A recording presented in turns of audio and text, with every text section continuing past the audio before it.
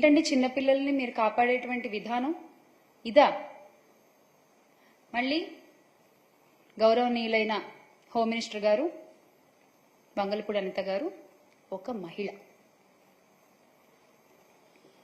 ఇక కృష్ణా జిల్లా Gudlavalleru engineering college విషయం తీసుకుంటే 300 మంది అమ్మాయిలు రోడ్డెక్కి బాబు మా వీడియోలు అక్కడ ఉన్నాయి అని లబో దిబోమని మొత్తుకుంటున్నా కూడా గుట్టు చప్పుడు కాకుండా ఆ ఇష్యూని భలే మట్టు పెట్టేశారు. అసలు అంటే ఇమ్మీడియట్ గా హాలిడేస్ ఇచ్చేసి ఇమ్మీడియట్ గా పిల్లల్ని వాళ్ళ ఇళ్లకు పంపించేసేసి అసలు ఇక్కడ ఏం లేవు, అసలు ఇక్కడ ఏం జరగలేదు.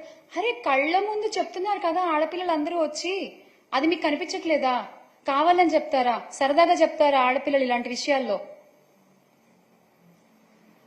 ఇంకొక ఇంట్రెస్టింగ్ విషయం ఏంటంటే ఇందులో లోకేష్ గారు కూడా అసలు ఇక్కడ కెమెరాలు ఉంటే చూపించాలి మీరు అని చెప్పి క్వశ్చన్ చేయడం అనేది చాలా, అసలు ఏమని సంబోధించాలో కూడా నాకు అర్థం కావట్లేదు. అది ఆయన ఒక గౌరవనీయ పదవిలో ఉండి ఆయన అసలు అలా మాట్లాడచ్చా? ఎంత అండగా నిలబడాలండి ఆ అమ్మాయిలకైనా. కానీ ఆయన చేసిన పని ఏంటి? ఉన్నాయి ఆ కెమెరాలు, ఎక్కడున్నాయి చూపించండి. ఇదా? మళ్ళీ మీ మంత్రి శాఖలో ఒక మహిళ ఒక గొప్ప పదవిలో ఉండడం, హోంమంత్రిగా. చాలా అన్యాయం అండి ఇది, నిజంగా చాలా అన్యాయం. ఇదే జగనన్న ప్రభుత్వంలో తీసుకున్నట్లయితే క్షేత్ర స్థాయిలో మహిళలకు, చిన్నారులకు, బాలికలకు జగనన్న ప్రభుత్వం అండగా నిలబడింది.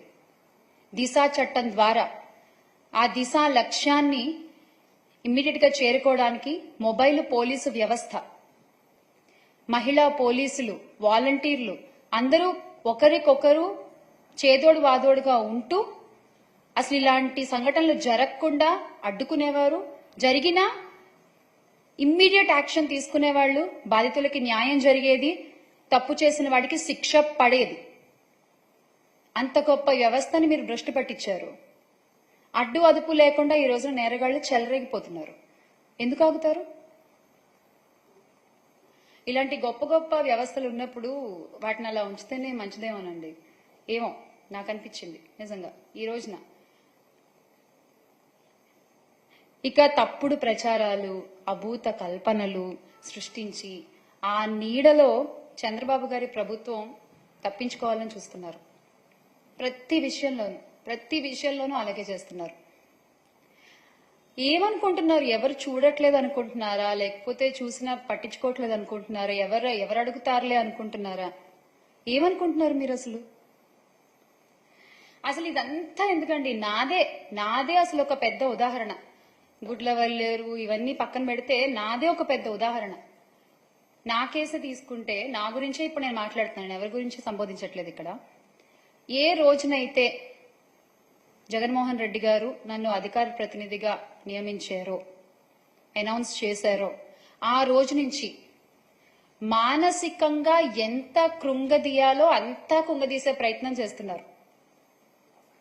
లోకేష్ ఫేక్ న్యూస్ ఫ్యాక్టరీ వాళ్ళు, తెలుగుదేశం పార్టీ కార్యకర్తలు, అమెరికాలో ఉండేటువంటి తెలుగుదేశం పార్టీ అభిమానులు, కొన్ని అయితే అఫీషియల్ తెలుగుదేశం పార్టీ హ్యాండిల్స్ నుంచే అసభ్యకరమైన మెసేజ్లు.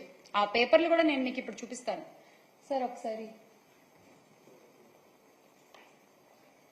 చూడండి. ఆ గ్రూప్ ఏంటండి? ఆంధ్ర రాష్ట్ర రాజకీయాలు గ్రూప్.